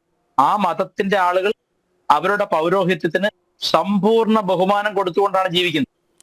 അതിനെ ഒരിക്കലും നിങ്ങൾ ആരും വിധേയത്വമായിട്ടോ അല്ലെങ്കിൽ എന്തെങ്കിലും ഒരു റൂളിംഗ് ഹെജിമണിയായിട്ടോ പറയുന്നില്ലല്ലോ. ഒരു പ്രീസ്റ്റ്ഹുഡ് എല്ലാ മതത്തിലും ഉണ്ട്. ഇസ്ലാം മതത്തിൽ പ്രീസ്റ്റ്ഹുഡ് ഉണ്ട്. അപ്പൊ നിങ്ങൾ പറയുന്നത് ഇവിടെ ജാതിയാണ് അതിന് അടിസ്ഥാനം. ഞാൻ പറഞ്ഞോട്ടെ. അതായത് ഇവിടെ ജാതിയാണ് അതിന് അടിസ്ഥാനം, അതുകൊണ്ടാണ് ഇവിടെ എതിർക്കുന്നതെന്നാണ്. അങ്ങനെയെങ്കിൽ ഞാൻ ചോദിക്കട്ടെ, ഇവിടെ മാതാ അമൃതാനന്ദമയി ദേവി ബ്രാഹ്മണ സ്ത്രീ അല്ലല്ലോ. അവരുടെ അടുത്ത് ബ്രാഹ്മണരടക്കമുള്ള എല്ലാവരും പോയി നമസ്കരിക്കുന്നുണ്ട്. അവർക്ക് വലിയ സൗകര്യങ്ങൾ കിട്ടുമ്പോൾ അതിനെയും നിങ്ങൾ എതിർക്കുന്നത് ആൾ ദൈവം എന്ന് പറഞ്ഞിട്ടാണ്. അപ്പൊ നിങ്ങളുടെ പ്രശ്നം ശരിക്കും ഹിന്ദു മതമാണ്. അത് അരയ സമുദായത്തിൽപ്പെട്ട അമൃതാനന്ദമയിയുമല്ല, ബ്രാഹ്മണ സമുദായത്തിൽപ്പെട്ട ചേന്നാസോ അല്ലെങ്കിൽ അങ്ങനത്തെ തന്ത്രിമാരോ അല്ല പ്രശ്നം. നിങ്ങളുടെ പ്രശ്നം ഹിന്ദു മതത്തിൽ ആളുകൾ സഞ്ചയിക്കുന്നു എന്നത് തന്നെയാണ്. ഹിന്ദു മതത്തെ മൊത്തം നിങ്ങൾ ഇത് മാത്രം അന്ധവിശ്വാസം ചെയ്ത് പ്രചരിപ്പിക്കുകയാണ്. പിന്നെ ബ്രാഹ്മണിക്കൽ ഹെജിമണിയുടെ കാര്യം പറഞ്ഞാൽ, ഇന്ന് ഏതെങ്കിലും ഒരു ബ്രാഹ്മണന് ഇതേപോലെ 10 ഏക്കറോ 20 ഏക്കറോ സ്ഥലമുള്ള എത്ര ബ്രാഹ്മണനുണ്ടാവും ഇവിടെ? എല്ലാ തരത്തിലും സാമ്പത്തികമായും സാമൂഹികമായും പിന്നാക്കം നിൽക്കുന്ന ഒരു അവസ്ഥയാണ് ബ്രാഹ്മണർക്കുള്ളത്. ജനസംഖ്യയിൽ ഏറ്റവും കുറവുള്ള വിഭാഗമാണ്. നിങ്ങൾ പറയുന്ന എന്താ പറയാ പവർ ലാബറിൻസസിലൊന്നും അല്ലെങ്കിൽ ഈ പറഞ്ഞ പോലെ അധികാര ഇടനാഴികളിലൊന്നും ഒരു സ്ഥാനമില്ലാത്തവരാണ്. പക്ഷെ ഇപ്പോഴും പറഞ്ഞുകൊണ്ടിരിക്കണം ബ്രാഹ്മണൻ ബ്രാഹ്മണൻ ബ്രാഹ്മണൻ. അതൊരു എനിക്കൊന്ന് വികലമായ കാഴ്ചപ്പാടാണ്. മാർക്സിസത്തിന്റെ അല്ലെങ്കിൽ കമ്മ്യൂണിസത്തിന്റെ തെറ്റായ റീഡിംഗ് ആണ്. അപ്പോ ഉദാഹരണം പറഞ്ഞാല് ഈ കേരളത്തിലെ communist party 1964 land reformation act 63-64 LRA വന്നപ്പോ ഏറ്റവും അധികം ഭൂമി നഷ്ടപ്പെട്ടത് ആർക്കാണ്? ആ ഭൂമിയൊക്കെ ഇവിടുത്തെ ആദിവാസികൾക്കും പറയർക്കും പൊലയർക്കും കൊടുത്ത് അവരെ സമ്പന്നരാക്കിയോ? അതോ പകരം കർഷകരെന്ന പേരിൽ റബ്ബർ അച്ചായന്മാര് കോടീശ്വരന്മാരാവുകയാണോ ചെയ്തത്? ഒന്ന് ആലോചിച്ച് നോക്കൂ. ഞാൻ ചരിത്ര യാഥാർത്ഥ്യം നിങ്ങളുടെ മുമ്പിൽ പറയുകയാണ്. അപ്പൊ അതുകൊണ്ട് ഹിന്ദുക്കളെ ജാതിയിൽ തമ്മിലടിപ്പിച്ച് സംസാരിക്കുമ്പോൾ അതിന്റെ ഗുണം പേറുന്നത്, അതിന്റെ ഗുണഫലം അനുഭവിക്കുന്നത് ഹിന്ദുക്കളിലെ അധസ്ഥിതരെന്ന് നിങ്ങൾ പറയുന്നവരല്ല, മറിച്ച് നിങ്ങൾക്ക് രഹസ്യമായി കൈമടക്ക് തന്ന് നിങ്ങളെ കൊണ്ട് പറയിപ്പിക്കുന്നവർക്കാണ് എന്നൊരു ഉദാഹരണം മാത്രമാണ് ഞാൻ പറഞ്ഞത്. ഇനി ഗുരുവായൂർ അമ്പലത്തിൽ നിന്ന് എന്തോ ഒരു പട പേടിച്ചിട്ട് ഗുരുവായൂരപ്പനെ മാറ്റി വെച്ചു പറഞ്ഞല്ലോ. ആരായിരുന്നു സാർ ആ പട നയിച്ചത്? അമ്പലത്തിനെതിരെ അമ്പലം തകർക്കാൻ വന്നവർ ആരാണ് സാർ?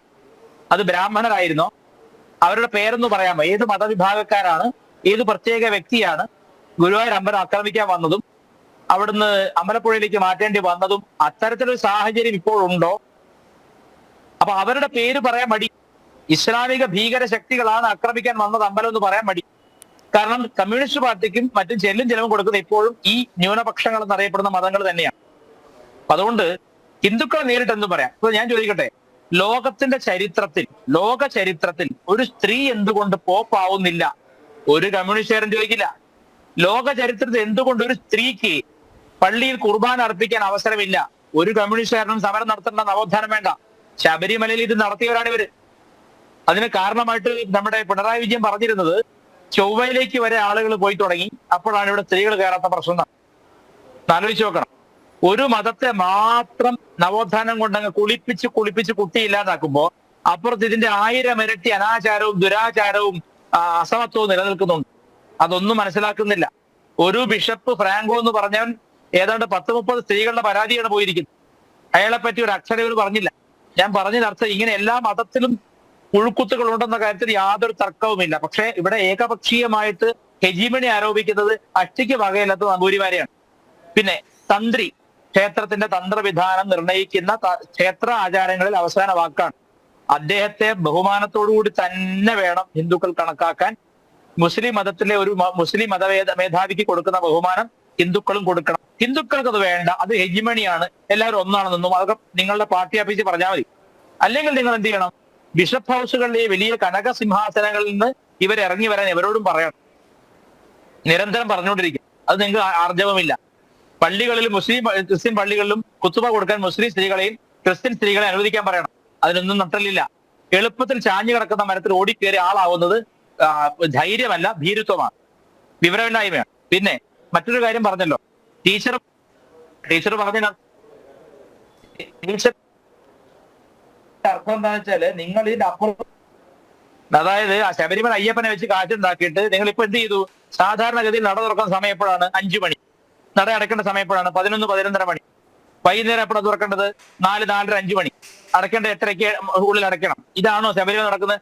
അയ്യപ്പനെ കൊണ്ട് 24 മണിക്കൂറും ഡ്യൂട്ടി എടുപ്പിക്കുക മാത്രമല്ല, ഒരു ക്ഷേത്രത്തിന് വേണ്ടുന്ന ഒരു സൗകര്യം, ഇത്രയും ജനസഞ്ചയം വരുന്നിടത്ത് കുടിവെള്ളം പോലും ഇല്ലാതെ കഴിഞ്ഞ സീസണിൽ 16-20 മണിക്കൂർ കൊച്ചു കൈക്കുഞ്ഞുങ്ങൾ നിന്നിട്ടും കരളലിയാത്ത ആളുകളാണ് പറയുന്നത്. എന്തും നിങ്ങൾ ചെയ്യും, സംശയമില്ല.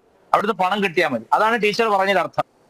അല്ലാതെ ഗുരുവായൂരപ്പനെ റോട്ടിൽ കൊണ്ടുപോകും, അത് കണ്ട് കൈയും കെട്ടി നോക്കി നിൽക്കുക അവിടുത്തെ ഹിന്ദുക്കൾ സമ്മതിക്കുമോ? അപ്പോൾ അറിയാം എന്താണെന്നുള്ളത്. അത് വേറെ കാര്യം.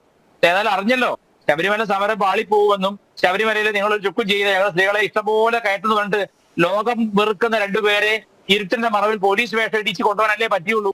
അതെന്തുകൊണ്ടാണ്? സാധാരണ ഭക്തന്റെ ശക്തി. നിങ്ങൾ തന്നെ പറഞ്ഞല്ലോ, നാട്ടിൽ അമ്പലമണി അടിക്കുമ്പോ രാത്രിയെന്നോ പകലെന്നോ നോക്കാതെ സ്ത്രീകൾ കുളിച്ചൊരുങ്ങി വന്നു. അങ്ങനെയുള്ള അമ്മമാരുള്ളിടത്തോളം അയ്യപ്പനെയോ ഗുരുവായൂരപ്പനെയോ ഒന്നും നിങ്ങൾ വിചാരിക്കുന്ന വഴിക്ക് കൊണ്ടുപോകാൻ പറ്റില്ല. അത് ഒരു തർക്കമില്ലാത്ത കാര്യമാണ്. മറ്റൊരു വിഷയം കൂടി ഇവിടെ പറഞ്ഞുകൊള്ളട്ടെ. അനേകം ഭക്തന്മാരുടെ കാണിക്കപ്പണം, അവരുടെ ദുഃഖത്തിന്റെയും വേദനയുടെയും പണമാണ്. അപ്പൊ ദയവ് ചെയ്ത് അത് ആരാണെങ്കിലും, ഇവിടെ സംസാരിച്ച വ്യക്തി വളരെ മാന്യമായിട്ടാണ് സംസാരിച്ചത്, അദ്ദേഹത്തോട് എനിക്ക് വ്യക്തിപരമായിട്ട് ഒരു എതിർപ്പില്ല. പക്ഷെ ഈ ക്ഷേത്രത്തിൽ എടുക്കുന്ന പണത്തിൽ നിന്ന് വലിയൊരു ശതമാനം ക്ഷേമ പ്രവർത്തനങ്ങൾക്ക് അത് വിസിബിളായിട്ട് നമുക്ക് കാണണം. കുടിവെള്ളത്തിന് സൗകര്യങ്ങൾ, മെഡിക്കൽ എയ്ഡ്, അതുപോലെ തന്നെ കൃത്യമായി ക്യൂ നിയന്ത്രിക്കുന്ന സംവിധാനം, ഒരു ഭക്തനും വിഷമമില്ല. നേരത്തെ തിരുപ്പതിയുടെ ഉദാഹരണം പറഞ്ഞു, മക്ക മദീന ഒക്കെ പറഞ്ഞു, അവരൊക്കെ ബെസ്റ്റ് ഫെസിലിറ്റീസ് കൊടുക്കുന്ന സർക്കാരുകളാണ്. തിരുപ്പതിയിൽ പോയി നോക്കണം, സൗജന്യമായി ബസ് ഓടിക്കുകയാണ്. ഇവിടുത്തെ സ്ഥിതി എന്താ? അങ്ങ് തന്നെ പറഞ്ഞു KSRTC നഷ്ടത്തിലാണെന്ന്. ആരുടെ ഉത്തരവാദിത്ത? ബ്രാഹ്മണന്മാര് കാരണമാണോ? ബ്രാഹ്മണന്മാര് പിന്നെ പൈസ പിരിച്ചിട്ടാണോ KSRTC നഷ്ടത്തിലായത്? അതോ ഉളുപ്പില്ലാതെ നെറുകേട് മാത്രം കൈമുതലായിട്ടുള്ള സാമ്പത്തിക ശാസ്ത്രജ്ഞർ, കയറുപിരി ശാസ്ത്രജ്ഞന്മാരുടെ സാമ്പത്തിക നയം കൊണ്ടാണോ കേരളം ഇത്തരത്തിൽ പിച്ചച്ചട്ടി എടുത്തത്? KSRTC നഷ്ടത്തിലായത് സ്വന്തം തൊഴിലാളികൾക്ക്, KSRTC തൊഴിലാളികൾക്ക് പണം കൊടുക്കാനില്ല, ശമ്പളം കൊടുക്കാനില്ല. കാറുകൾ 28 വാങ്ങാൻ പണമുണ്ട്. ധൂർത്തടിച്ച് അമേരിക്കയിൽ പോയിട്ട് ആസ്വദിക്കാനും ഗൾഫിലും അമേരിക്കയിലും യാത്ര ചെയ്യാനും മന്ത്രിമാർക്ക് സമയവും സൗകര്യമുണ്ട്. അതൊക്കെ ഒന്ന് കുറയ്ക്കൂ, ധൂർത്ത് കുറയ്ക്കൂ. ബ്രാഹ്മണ ഹെജിമണി പിന്നെ പറയാം, മുണ്ടും നേരിട്ട് കൊടുക്കുന്ന ബ്രാഹ്മണന്റെ കഥ പിന്നെ പറയാം. ഇവിടെ ഓരോരുത്തരുടെ മക്കളുടെ പേരൊക്കെ കമ്പനിയുടെ ഒക്കെ പണം എത്ര നമ്മൾ കണ്ടതല്ലേ? PR ഏജൻസിക്ക് എത്ര പൈസ കൊടുക്കും നമ്മൾ കണ്ടതല്ലേ? അതൊന്നും ഹെജിമണി അല്ലേ? ഇപ്പൊ പിണറായി വിജയൻ അത് ചെയ്യുമ്പോൾ പിണറായി വിജയന്റെ ജാതിയുടെ ഹെജിമണിയാണോ അത്? അതോ ആ വ്യക്തിയുടെ അധർമ്മമാണോ? അപ്പൊ അതുകൊണ്ട് ജാതി പറഞ്ഞിട്ട് ഇങ്ങനെ തമ്മിലടിപ്പിക്കുന്നത് വളരെ മോശമല്ലേ എന്ന് എന്റെ പ്രിയപ്പെട്ട സുഹൃത്തിനോട് ഞാൻ ചോദിക്കുകയാണ്. എനിക്ക് വിസിബിൾ അല്ല, അദ്ദേഹത്തെ എനിക്ക് കാണാൻ പറ്റില്ല. അത്ര എനിക്ക് പറയാനുള്ളൂ. അദ്ദേഹത്തിലേക്ക് വരാം. ശ്രീ ജയരാജ് സർ, ഒരു കാര്യം ഇപ്പോഴും അഡ്രസ് ചെയ്യുന്നില്ല. ഈ rope way, helipad, air drop, ഇതൊക്കെ നമുക്ക് ആലോചിക്കാം. നമുക്കിപ്പോൾ വേണ്ടത് അടിസ്ഥാന സൗകര്യം, കുടിക്കാൻ വെള്ളം, രാവിലെ ഒന്ന് ശുചിമുറിയിൽ പോകാൻ വൃത്തിയുള്ള ശുചിമുറി, അതിനുള്ളിലൊരു ടാപ്പ്, പിന്നെ ന്യായമായ വിലയ്ക്ക് പൂജാ സാധനങ്ങൾ, ഭക്ഷണ സാധനങ്ങൾ, കൊള്ളയടിക്കാതെ പിഴിയാതെ പമ്പ വരെ യാത്ര ചെയ്യാൻ സാധാരണ ബസ്, ഇത്രയൊക്കെ തന്നുകൂടി അതിലെന്ത് ഹെഗിമണിയാണുള്ളത്? അതിന് മറുപടി പറയുന്നില്ലല്ലോ സാർ.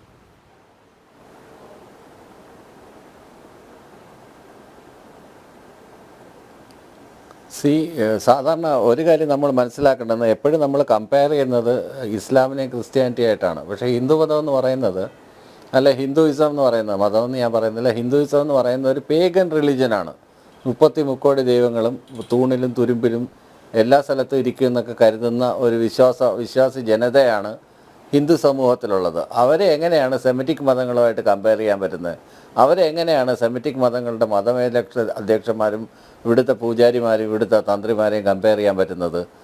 ഈ പറഞ്ഞത് കണക്കല്ല, ഇത് ആരുടെയും കുത്തകയൊന്നുമല്ല. ആർക്കും എന്തിനെ വേണമെങ്കിലും ആരാധിക്കാം, എവിടെ വേണമെങ്കിലും ആരാധിക്കാം. അങ്ങനെയൊക്കെ ഒരു സ്വാതന്ത്ര്യമുണ്ട്. ആരെങ്കിലും കൃത്യമായിട്ട് പറയുന്നുണ്ടോ ഇന്ന ദിവസം അമ്പലത്തിൽ വരണമെന്നോ, അമ്പലത്തിൽ പോകണമെന്നോ, ഇന്ന പഠന ക്ലാസ്സുകളിൽ പോകണമെന്നോ, അല്ലെങ്കിൽ ഗീതാ പഠന ക്ലാസ്സിൽ സെമറ്റിക്കിലേക്ക് പേഗനിലേക്ക് പോകുന്നതിന് മുമ്പ് ഒരു അടിസ്ഥാന ചോദ്യമാണ് ഞാൻ ചോദിച്ചത്. ഈ ഹിന്ദു മതത്തിന്റെ മറ്റ് കാര്യങ്ങളൊക്കെ നമുക്ക് ഫിലോസഫിക്കലായി, നമുക്ക് താത്വികമായി അവലോകനം. ഞാൻ ചോദിച്ച ഒറ്റ ചോദ്യം, ഭക്തരുടെ പണം ലക്ഷക്കണക്കിന് വാരിക്കൂട്ടുന്ന ദേവസ്വം ബോർഡുകളും സർക്കാരുകളും ഭക്തർക്ക് മിനിമം സൗകര്യങ്ങൾ എന്തുകൊണ്ട് ചെയ്തു കൊടുക്കുന്നില്ല?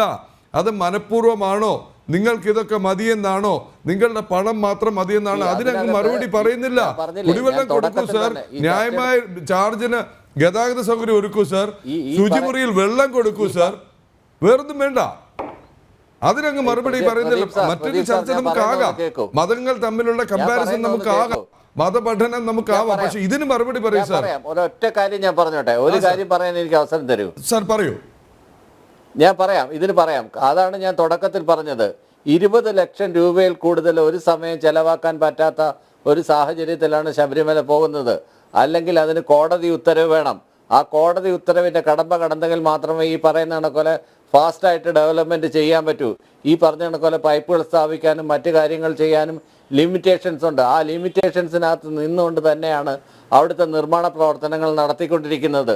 ആ നിർമ്മാണ പ്രവർത്തനങ്ങളിൽ ഈ പറയുന്ന ഭക്തന്മാരുടെ എക്സ്പൊണൻഷ്യൽ ഗ്രോത്ത് അനുസരിച്ചുള്ള സൗകര്യങ്ങൾ ഒരുക്കി കൊടുക്കാൻ പലപ്പോഴും കഴിയാറില്ല എന്നുള്ളത് വാസ്തവം തന്നെയാണ്. പരമാവധി ഭക്തർക്ക് ബുദ്ധിമുട്ടുണ്ടാകാത്ത രീതിയിൽ അവർക്ക് കുടിവെള്ളവും നല്ല ക്യൂവും ഒക്കെ ഏർപ്പെടുത്തുക, ഒന്നും തള്ളുമില്ലാതെ തിക്കും തിരക്കുമില്ലാതെ അവരുടെ ആരാധനാമൂർത്തിയെ കണ്ട് വണങ്ങാനുള്ള അവസരം ഒരുക്കി കൊടുക്കുക തന്നെയാണ് ഏതൊരു സർക്കാരും ചെയ്യേണ്ടത്. അവരുടെ ടോപ്പ് പ്രയോറിറ്റി അത് തന്നെയാണ്.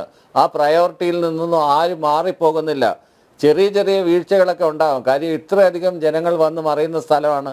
ഞാൻ പറയുന്ന ഈ പണത്തിൻ്റെ ലിമിറ്റേഷൻസ് ഉണ്ട്. പരിസ്ഥിതി ലോല പ്രദേശമായിട്ട് അൺഓതറൈസ്ഡ് കൺസ്ട്രക്ഷൻ അല്ലെങ്കിൽ അങ്ങനെ അൺഓതറൈസ്ഡ് എന്ന് ഞാൻ പറയുന്നില്ല, സമയം കഴിയുകയാണ്. നമുക്കിനി 3 മിനിറ്റ് മാത്രമേ സമയമുള്ളൂ. 1.5 മിനിറ്റ് വീതം എനിക്ക് ശശികല ടീച്ചർക്കും ശ്രീ വിദ്യാസാഗർ ഗുരുമൂർത്തിക്കും നൽകിയേ പറ്റുള്ളൂ. ഇപ്പോഴും അങ്ങ് സാങ്കേതിക ഒരു കാര്യത്തിൽ ഞാൻ അങ്ങ് അഭിനന്ദിക്കുന്നു. വളരെ ഗംഭീരമായി ഒരുപക്ഷെ ദേവസ്വം ബോർഡ് പ്രസിഡന്റിനോ ദേവസ്വം മന്ത്രിക്കോ ചെയ്യാൻ കഴിയാത്തത്ര മിടുക്കോടുകൂടി അങ്ങ് ഡിഫെൻഡ് ചെയ്തു എന്നുള്ളത്. ശശികല ടീച്ചർ, ഇനിയും കാതലായ ചോദ്യത്തിലേക്ക് വന്നില്ല. ഈ ചർച്ച തുടരുക തന്നെ വേണം. ടീച്ചർ,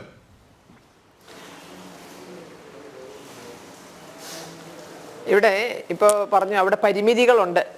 ഇടതുപക്ഷത്തിൻ്റെ പ്രതിനിധി പറഞ്ഞു, അദ്ദേഹം നേരത്തെ പറഞ്ഞത് വളരെ മാന്യമായി ഈ വിഷയം കൈകാര്യം ചെയ്തു.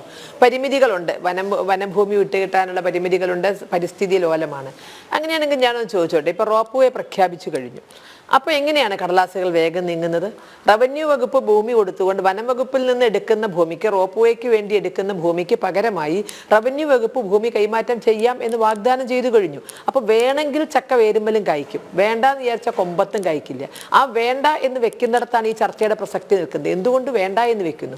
അവർക്ക് വേണമെന്നുള്ള കാര്യങ്ങൾക്ക് പരിസ്ഥിതി ലോല പ്രശ്നമല്ല, മറ്റേ ഹൈക്കോടതിയുടെ ഇടപെടൽ, സാമ്പത്തികമായ വിനിമയത്തിലുള്ള ഇടപെടൽ പ്രശ്നമല്ല, ഭൂമി പ്രശ്നമല്ല, ഒന്നും പ്രശ്നമല്ല. വേണമെന്ന് വിചാരിച്ചാൽ അപ്പോൾ റോപ്പ് വേ അവർ വിചാരിച്ചു, അതവർ നടപ്പിലാക്കാൻ കൊണ്ടുപോകുന്നു. അവിടെ ശബരിമലയുടെ യാത്രയ്ക്ക് ഏറ്റവും പ്രധാനമായ കാനന യാത്രയാണ്, ശബരിമല കയറ്റമാണ്. അപ്പോൾ അത് ഒഴിവാക്കി കൊടുത്താൽ അവിടെ പണമായി എങ്ങനെ വന്നാലും വേണ്ടില്ല എന്നുള്ളതുകൊണ്ട് അതിന് എളുപ്പം കാര്യങ്ങൾ, കാരണം സമ്പന്നർക്ക് എളുപ്പം വരാനുള്ള കാര്യങ്ങൾ ചെയ്തു കൊടുക്കുമ്പോൾ ഗതികെട്ടവൻ മൂത്രം ഒഴിച്ചില്ലെങ്കിലും ദേവസ്വം ബോർഡിന് വലിയ പ്രശ്നമില്ല. കാരണം അതിന് കാരണം നേരത്തെ പറഞ്ഞ പോലെ തന്നെ വേണമെങ്കിലേ ചക്ക വേരുമ കഴിക്കുള്ളൂ, വേണ്ടെങ്കിൽ കൊമ്പത്തും കഴിക്കില്ല. വേണ്ട എന്ന് വെക്കാൻ കാരണം ആ ക്ഷേത്രം കൈകാര്യം ചെയ്യുന്നത് അല്ലെങ്കിൽ ദേവസ്വം ബോർഡ് ഭരിക്കുന്നത് ഭക്തരല്ല, ഹിന്ദുവിൻ്റെ പ്രതിനിധികളല്ല, ഹിന്ദു സമൂഹവും ഹിന്ദു ധർമ്മവും വളരണം എന്ന ആഗ്രഹമുള്ളവരുമല്ല.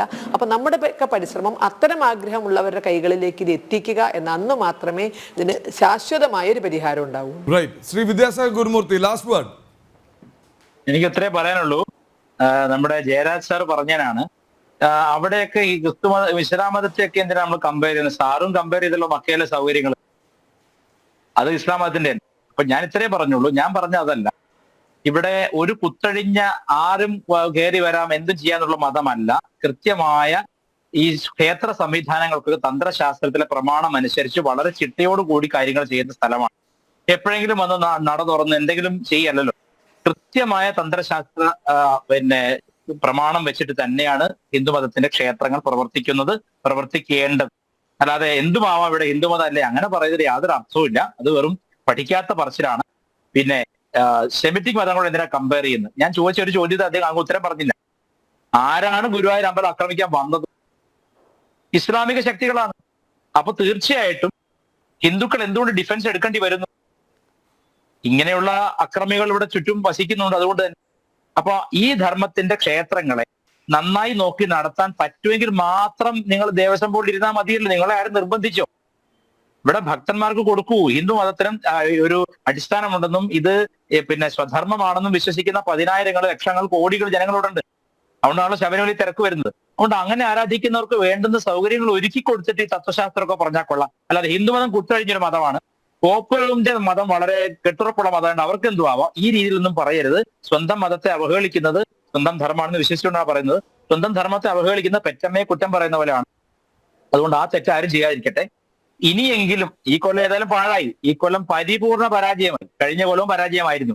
അടുത്ത കൊല്ലമെങ്കിലും തീർത്ഥാടനം സുഗമമായി നടത്താനുള്ള സൗകര്യങ്ങൾ ചെയ്തില്ലെങ്കിൽ അതിശക്തമായ ജനകീയ പ്രക്ഷോഭങ്ങൾ വന്നാൽ അതിനെ കുറ്റം പറയാൻ പറ്റില്ല. ശരി, വ്യക്തമാണ് സന്ദേശം. ജയരാജ് സാർ ചെറിയ വീഴ്ചയെന്ന് പറഞ്ഞതിനെ പോലും നിശിതമായി വിമർശിച്ചിട്ടുണ്ട് പ്രേക്ഷകർ. എന്തായാലും സമയക്കുറവ് മൂലം ഈ ചർച്ച തൽക്കാലം ഇവിടെ അവസാനിപ്പിക്കുകയാണ്. പക്ഷെ ആ ചോദ്യം അങ്ങനെ തന്നെ നിൽക്കുന്നു. ക്ഷേത്രങ്ങൾ ഭരിക്കേണ്ടതാണ് ഇപ്പോഴത്തെ ദേവസ്വം ബോർഡുകൾ ആർക്കു വേണ്ടിയാണ്? സൺഡേ ഡിബേറ്റ് ഇവിടെ സമാപിക്കുകയാണ്. പങ്കെടുത്ത Shrimati Sasikala teacher, Shri Vidyasagar Gurumurthy, professor Jayaraj sir, എല്ലാവർക്കും നന്ദി. പ്രിയപ്പെട്ട പ്രേക്ഷകർക്ക് നന്ദി.